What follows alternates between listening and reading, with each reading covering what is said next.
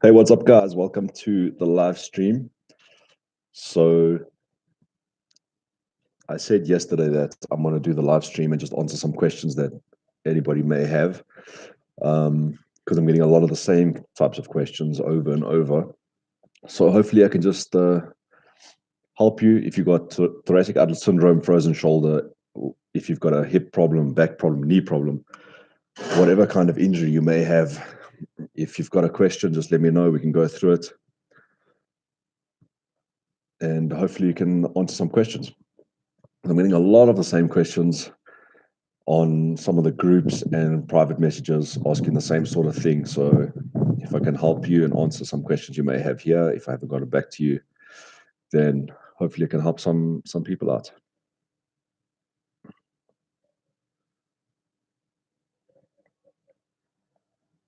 So we've just had a crazy storm and it finally stopped. So if there's some lightning or thunder, don't get a fright. So I went live earlier this morning, but it was probably early evening in some parts of the world and some people were out. So I scheduled it for this afternoon. Hopefully some of you are online and can help you. So a question I get asked a lot is if I'm fully recovered from TOS. So I am fully recovered. I don't have any TOS symptoms. I've got zero compression. And yeah, I can basically do anything. I'm stronger now than I was before my TOS, actually, because I've got boxing trackers. I mentioned in my last podcast. Sorry, the screen's bouncing quite a lot. So I mentioned in my last podcast of how I struggled getting stronger with boxing. When I finally started boxing after TOS and then getting stronger from there, it was a mission. I was stuck on 35G, 34, 35G of power.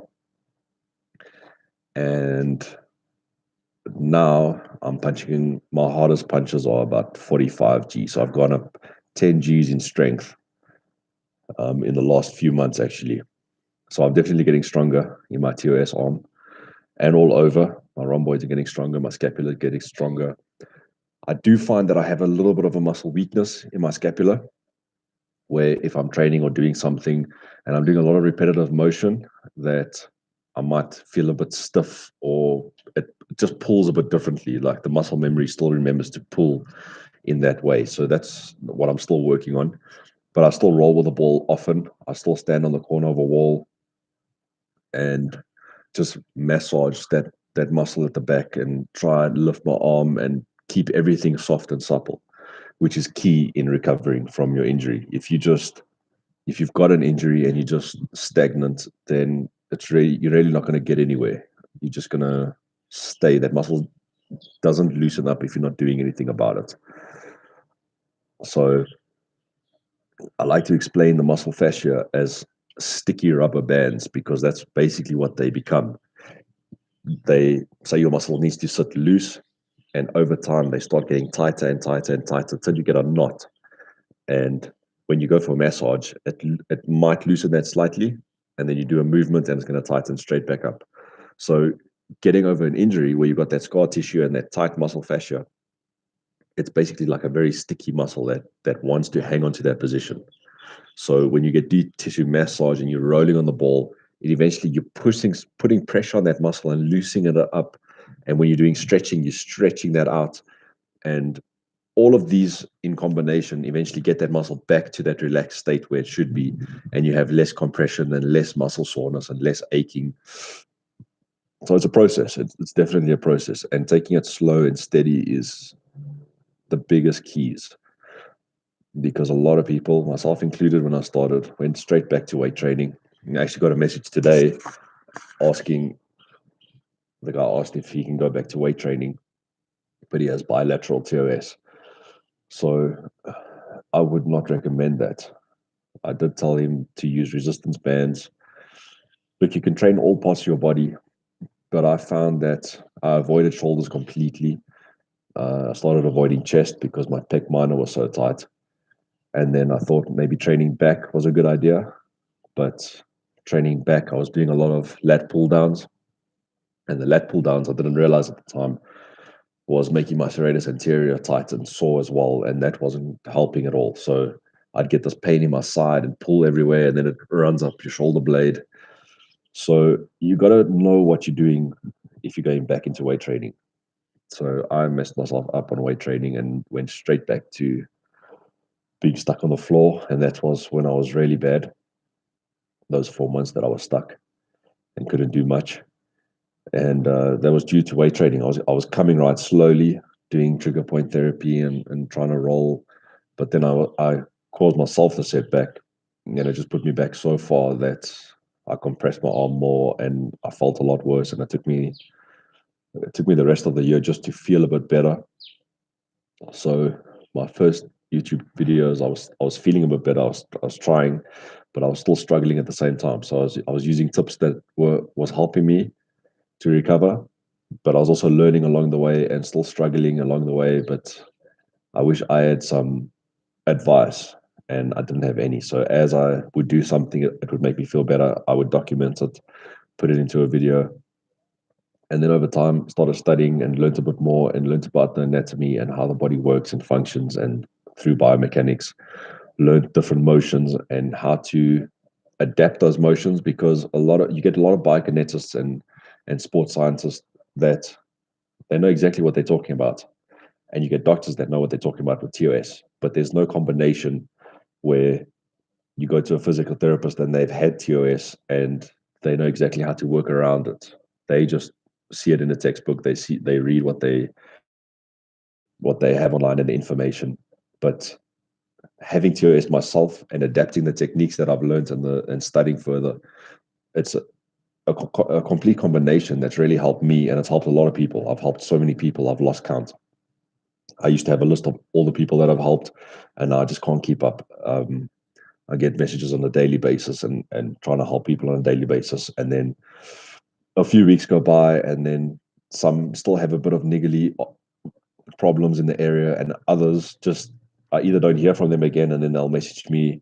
I got a few messages a few months ago, actually, from a whole bunch of people that I was helping the previous year, and they all thanked me, and they're just living their life again, and they're not having any issues. So they fall off because you don't hear from them, because now they find using the techniques that I've helped them with.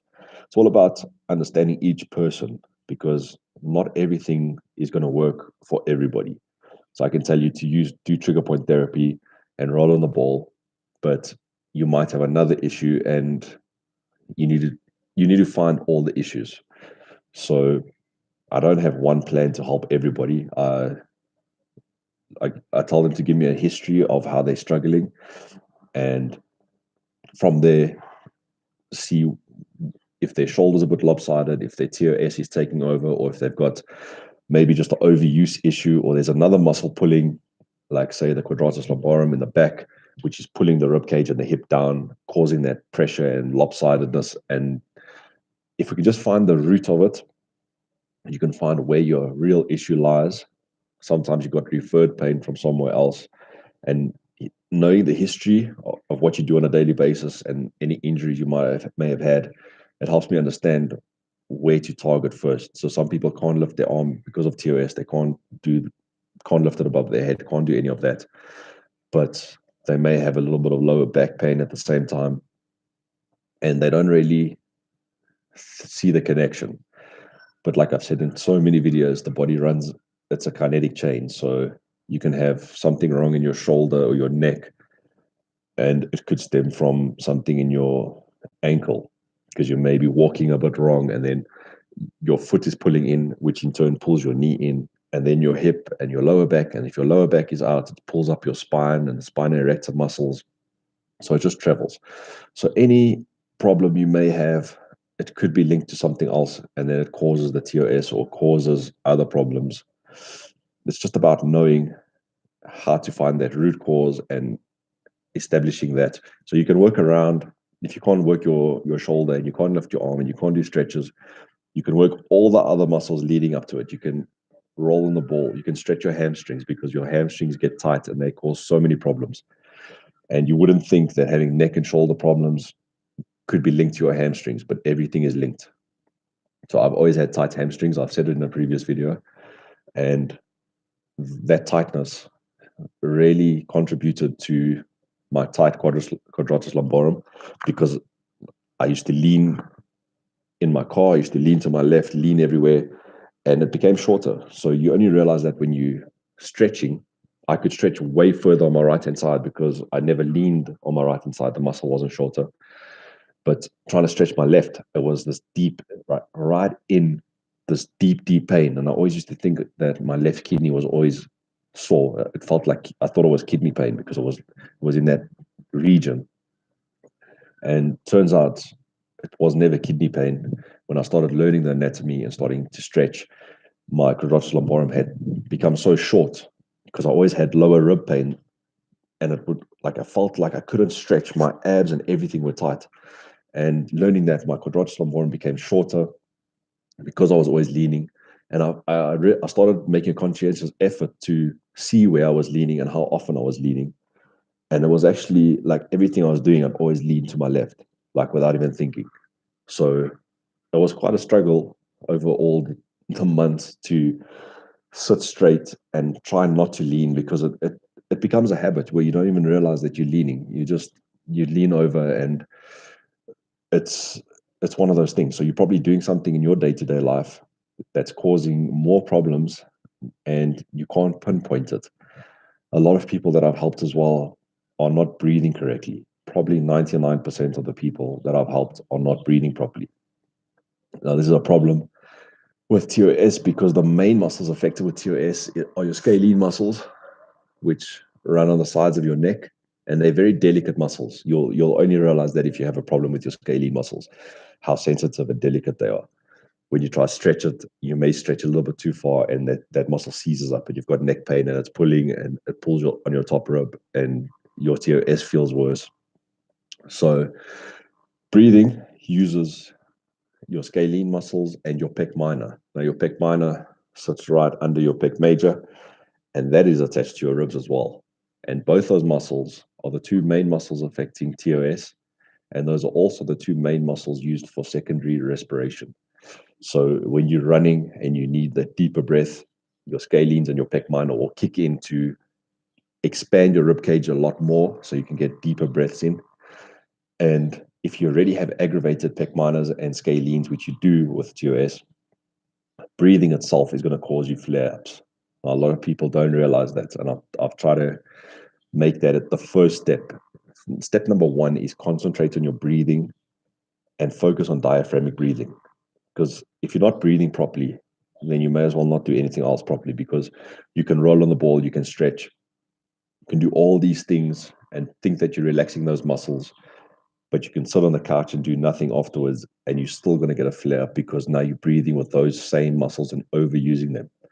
Those muscles are not meant to be used for breathing. They're secondary respiration muscles. So using your diaphragm and getting that deep, deep breath, focusing and making sure that you're using your diaphragm and it looks like your stomach is raising and not your chest is step number one. Because once you got your breathing right, you're going to get deeper breaths. You're going to feel better because you're not going to feel as lightheaded because you're using your full lung capacity. Where if you're just using that, you're just using the tops of your ribs, off the tops of your lungs, sorry, and you're not getting a full breath of air. So just breathing properly and learning how to breathe, it sounds so stupid, but it is so difficult to do. Like I struggled in the beginning, and when I show people how to do it, I tell them to put one hand on their chest, one hand on the diaphragm, and it's almost impossible. People cannot get that concept to breathe and their stomach is rising and not their chest. It takes a lot of practice, and if you've been doing it for your whole life, then you're really going to struggle because that's what you're used to, and you'll feel that you're doing it a lot.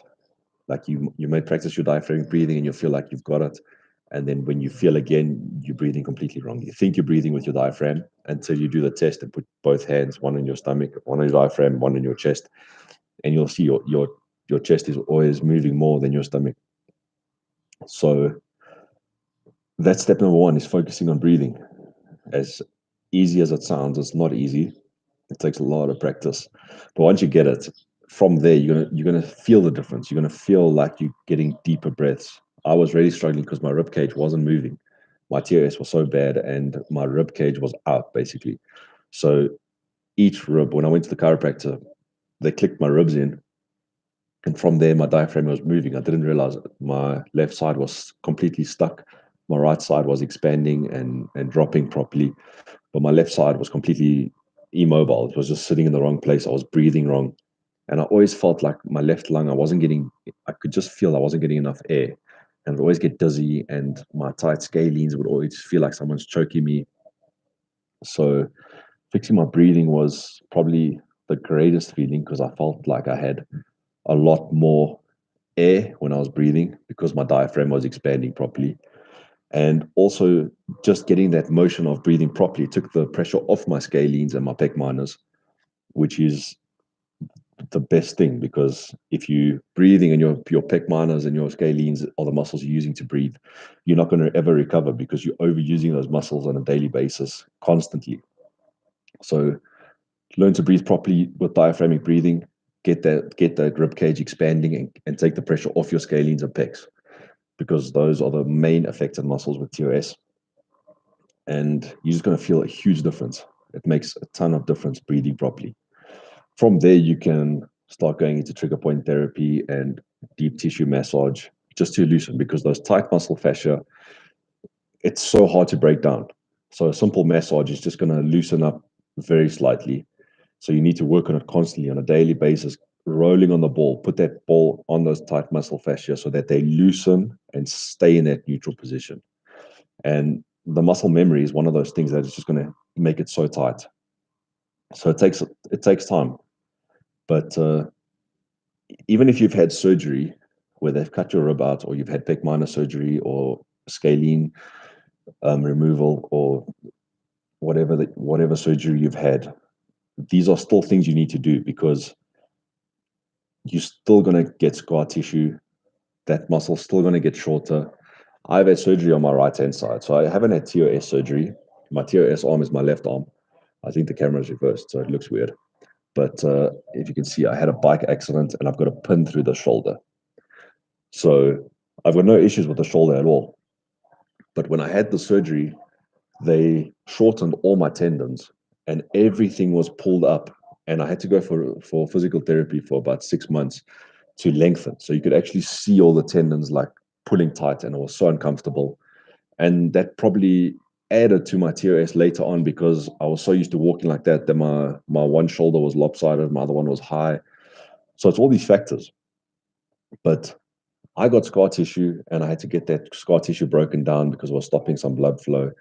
And now, if you think about it, the TOS surgery is so invasive. They're cutting out your top rib. You've got your trap muscle, which is huge, and that's going to form scar tissue if it's been cut into, and your neck's going to form scar tissue. And you've got all these arteries and nerves running through there. So you've got the compression from your clavicle and your top rib. So they cut the top rib out, but now that muscle takes over and acts in the same way, and it surrounds that artery and the nerve, and you can still have nerve damage from that tight scar tissue. You may still have that tingling feeling. There are so many things, and there are so many people still struggling after they've had TOS surgery. They might not have as much compression, but they're still struggling. They've still got like a pain somewhere, like almost like a phantom pain. You might have real pain because of the nerves, and you may still have a problem with blood flow because the muscle and the scar tissue surrounds it and gets tight. So rolling on the ball and trigger point therapy and deep tissue massage are still so important. They will help with your recovery so much. If you're not doing anything, there's a few people that I've tried to help, and a year ago they didn't want to listen to me. They were only listening to their TOS doctors and listening to what they were doing, which is great. But now they've come back to me, and now they're struggling, and the doctors are saying that they need to get that scar tissue removed because it's so bad and so tight. And basically they have to do what I was telling them to do back then, but they didn't want to listen, which is a problem. That you can have the surgery, you can listen to the doctor and see when you can start getting physical therapy, when you can start getting deep tissue massage. and just slight stretching and which stretches. So if you know what you're talking about, you can take some advice and take some tips and go to the doctor and say, look, this is what information I have. Am I able to do this? And he could say, yes, that's a good idea, or it's not a good idea. But just knowing what could happen if you're not moving and not having any aftercare, you're basically just going to go into the same cycle. It's very rare that someone has surgery and they come out of the other side and they're fine and then they never have any symptoms of TOS again. So that's why I try helping the people that have had surgery, especially because I help everybody that hasn't had surgery and there's great results. But then there are those people that do need surgery because of the compression, and they do need that aftercare, which they may not have been told. They don't know what to do, or they go to a physical therapist that thinks they know what they're doing with TOS, and then they're just telling them to stretch and put your arm over your head and crazy things. I've heard some crazy stories with physical therapists as well, like just hurting people way more and not helping them recover at all. So you've got to go to the right doctors. You've got to know what you're talking about. If you can learn your own body and learn what helps you, what doesn't help you, it will make the huge difference. I was rolling on the ball before I even knew I had TOS.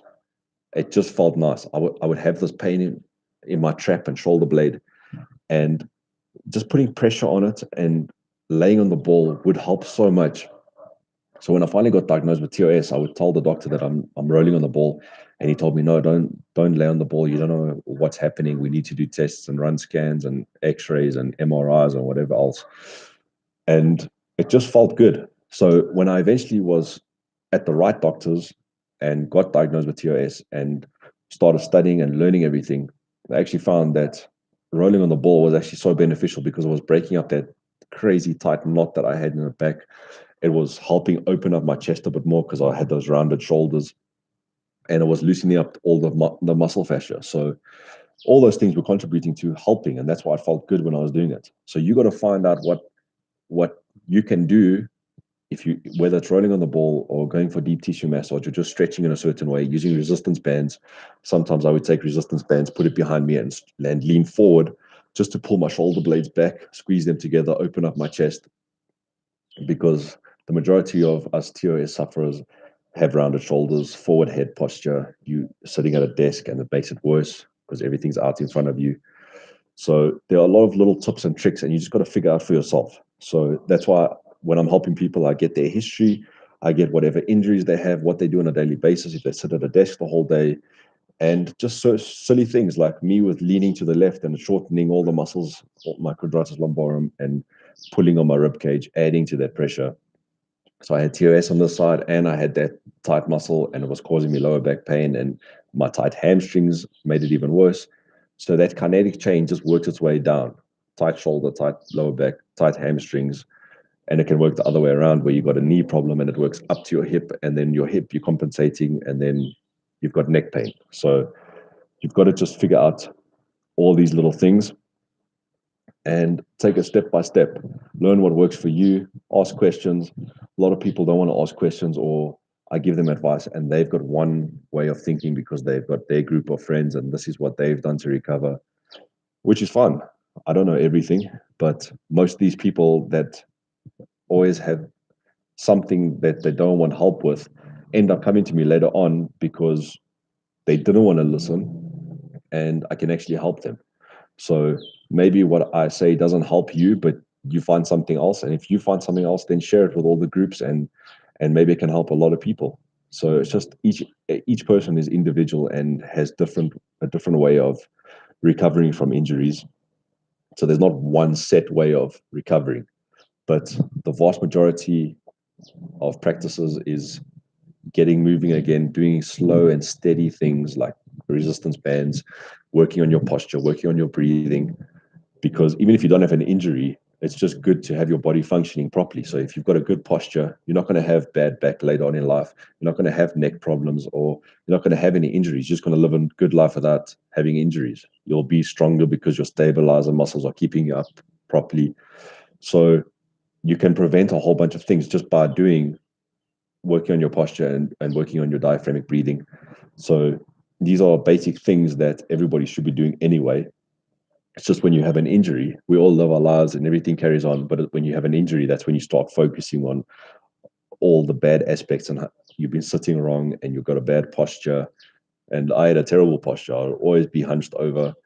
And I've actually become 2 centimeters taller by working on my posture because I was always hunched over and my neck was forward, and working on squeezing your shoulder blades together, doing chin tucks.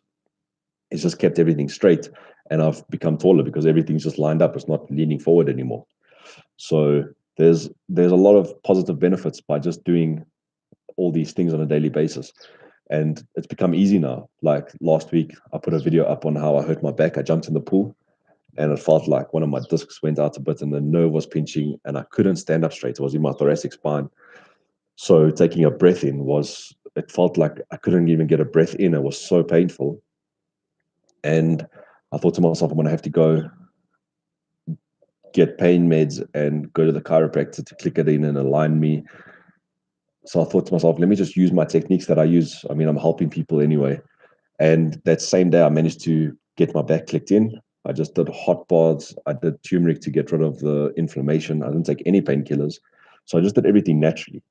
Now, when you go into the doctors and they're prescribing you um, opiates like tramadol and you on these painkillers, you don't feel like yourself. So it might take the pain away for a bit, but you're not actually healing anything. You're just taking the pain away. So I actually threw all those meds away. And I would say out of that year that I struggled the most with my TOS, I struggled badly for about 2 years, but the 1 year was definitely the worst where I was stuck in the house. And that year, I didn't take any pain meds. I managed to use things like lemon water to flush my body and detox my body because I got cellulite in my arm. So that helped with the blood flow. It helped detox my blood and detox my body. Just natural things. So I see a lot of people that are addicted to opiates as well, just by having TOS. They are weaned off. They're taking things like Lycra and they're just having problems. They're still having issues, even though they might not have the TOS symptoms anymore and they're feeling a bit better and recovered. They still not feeling like themselves because of all the pain meds and things that they've been on. So there's a lot of ways to deal with your injury and help yourself. I mean, from where I was, if you watch my first video on YouTube, you can see how ill I look. When I watched that, I can't believe I even posted that video because I looked terrible. I was having such a bad flare up, but because I had the spider tape taped up, it actually pulled my shoulder blade in a more neutral position, and it made me feel a lot better and happier that day. And that's when I just got inspiration to try document that and show that there is hope, because I couldn't find anything online where there was actually a positive story. And all the groups that I was in was just all negative, and I thought to myself, no, I need to do something to recover. So from the first video to now, there's a huge difference. And I mean, I don't have problems. I'm not addicted to any pain meds. I don't have any problems. I don't think about it anymore. That's why I got to think back and think about how I struggled and what I went through. Because at the time, like, you don't see a way out. All you see is you feeling like you can't sleep at night. You're tossing and turning. You can't lay on the side of your TOS. You can't lay away from it because then it feels like it's pulling and so many things. So learn your body, write down, just take a notepad and just write down everything, all the accidents you've had, what you do on a daily basis. Just look at your posture, look at your breathing, all these little things, and then just stretch and roll on the ball. Simple things that you can start with. Work on your breathing. Step number one. So I will do another live stream. I'll leave this video up so people can comment. They can watch this. They can comment. And if we do another live stream, I'll do another schedule so that there are more people online. But those are basically the beginning tips of recovering from TOS or frozen shoulder or any injury you have, whatever it is. Just work around the injury, massage and stretch, and you will see results. So I'll see you guys soon. If you have any questions, just leave it in the comments and I will get back to it and we'll do another live stream soon. Cheers.